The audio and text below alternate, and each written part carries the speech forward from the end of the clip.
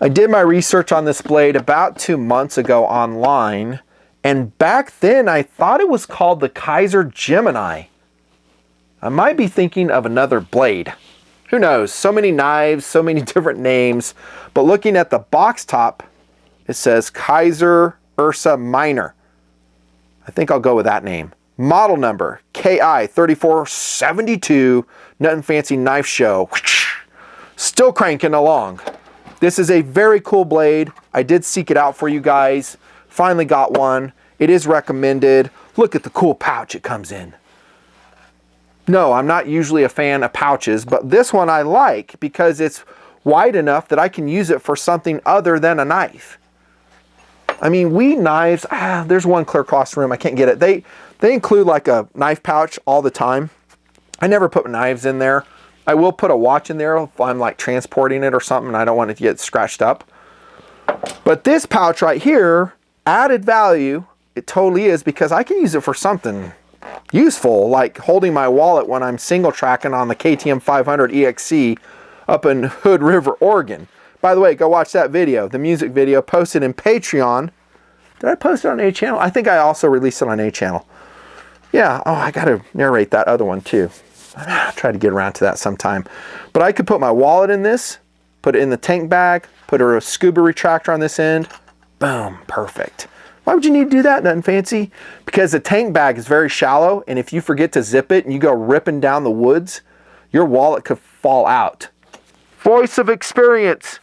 And then you got to backtrack and try to find it. You want to have everything attached inside the tank bag. If you don't, you're going to be wasting your whole day backtracking trying to find stuff.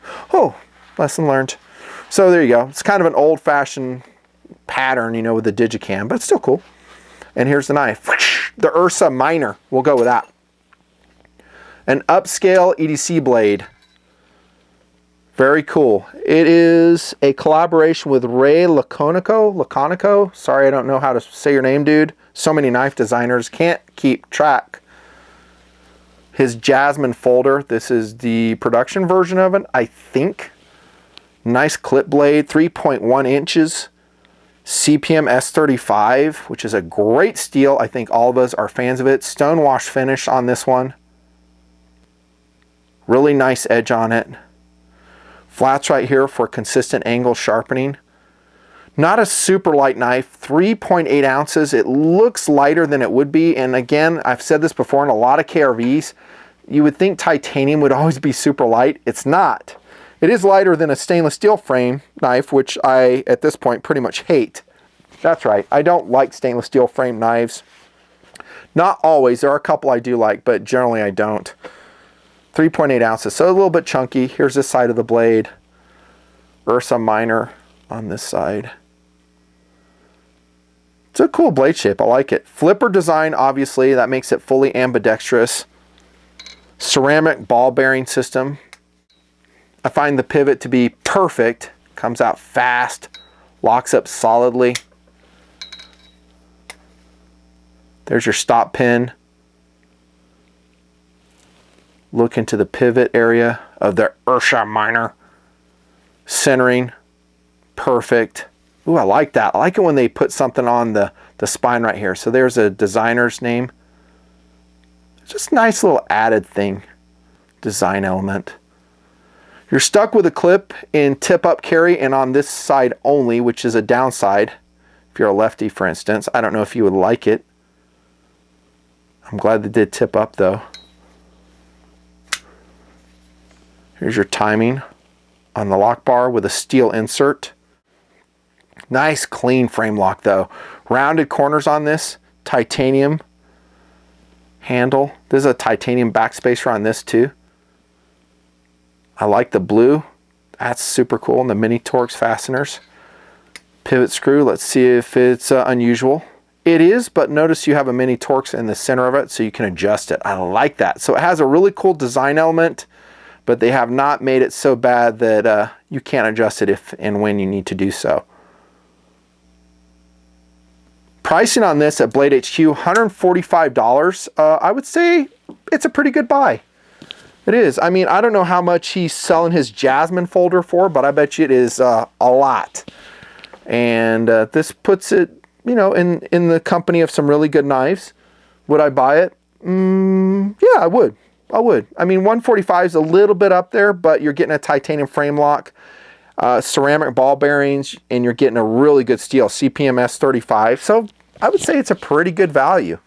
And it's by a company that is putting together great knives, Kizer, Chinese production, Chinese design, in company with some other great Chinese manufacturers like Real Steel, Artisan Cutlery, some others, Ferrum Forge. Let's check the sizing on this against the Mini Griptilian 556 Axis lock. About the same size, which makes it a good EDC knife. Notice also, though, it does not have any traction, the Ursa Minor. I mean, really slick, rounded titanium frame.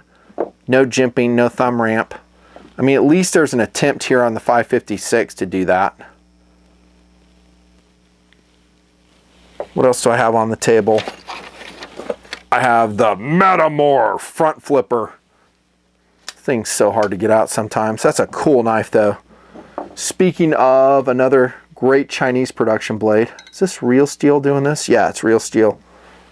Which one would I carry for EDC? G5 Metamorph. Hands down. I like the slender blade on this. It's more functional. It's a better food preparation knife. Opening packages, I'd rather do it with this blade than that. Albeit the front flipper is a little bit tedious. I've talked about that a lot, you know. I have no problems with it. Yeah, but you're more coordinated than I am. Yeah. And then something completely out of category. How about the blue Opinel? What? The blue Opinel? That is so funny. What number is this one? I don't know, but it's so cool. I just had to show it to you. Look at this. Oh my gosh, I just got this off Amazon. It's so cheap and inexpensive. They're so cool. I think this one is a stainless one too. Inex, is that stainless? I think so. I haven't even wiped this blade off yet. Why would you roll that on the table with that knife? I don't know, it's here. I love the blue too, the Opinel number, whatever it is. The only thing about this, they're slow to deploy and slow to lock. Oh, here we go, number 7. Number 7. How about this one? I'll show this one. This is a Beztech BG06 and D2, 4.2 ounces as a competitive option. Kendo, I guess it's called. Which one would you carry? Nothing fancy. Between these two, not counting the Opinel and the Metamorph, as an EDC blade, this one. This one. I like the deep carry pocket clip. I love the blade shape. Yes, it's a Tanto blade, but I love it. It comes out super fast. I have reviewed this. I put a little bit of skateboard tape in there. And heck, I only paid like 50 bucks for this one. It comes in green, blue, desert tan. Great. Don't get me wrong, I still love this knife. The Kizer Gemini is cool.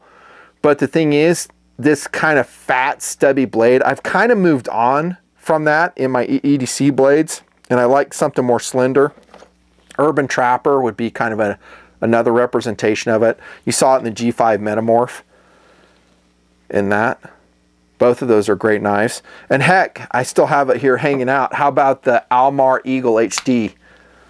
This one. To me, though, I think of this as more of a tactical blade. And I forgot, I was thinking this VG10 is ZDP 189. This is Jeff Lawfer's cutlery shop version. So he upgraded the steel on this. Super cool knife. Super cool. And it's also an EDC knife because it's so slender, lightweight, adequately strong. Let's see if I have any other competitive options against there. Oh, here's another Chinese production. This is the Beztech BG05C. So it's going to be very similar to this one. I showed it in another KRV, but it's called the Scimitar. Scimitar. Why did I get them both in tan? I should have swapped it out and got like a green. I don't know. I show a lot of orange blades too, though, right? Orange handles all the time. Yep. So the Scimitar is not really an EDC blade shape to me at all. It's more of a fighting blade shape. Right? And yeah, by the way, I am engraving now. So I can get all the details right, man. Look, 45 bucks for this I paid in Amazon. Wow. What a deal. What a deal. I mean, I've got some high value options on there. So I get the vibe from you guys when I do a video like this and I say 145. that you guys will go, oh man, I would never spend $145. And I kind of understand that in the terms of you have knives like this coming out for like 50 bucks. And so people are getting used to this super high quality blade for around 50 bucks, and they just have other things they want to do with their money. I get you. I get you. But don't skew too much towards a value equation and say, well, 145 is too much for a knife. It's not. 145 is square in the middle where a lot of people can afford it, especially for something that's more upscale like this. Titanium, great steel, good looks, rare. It's a collaboration knife with Ray of his Jasmine folder, from what I understand. See ya.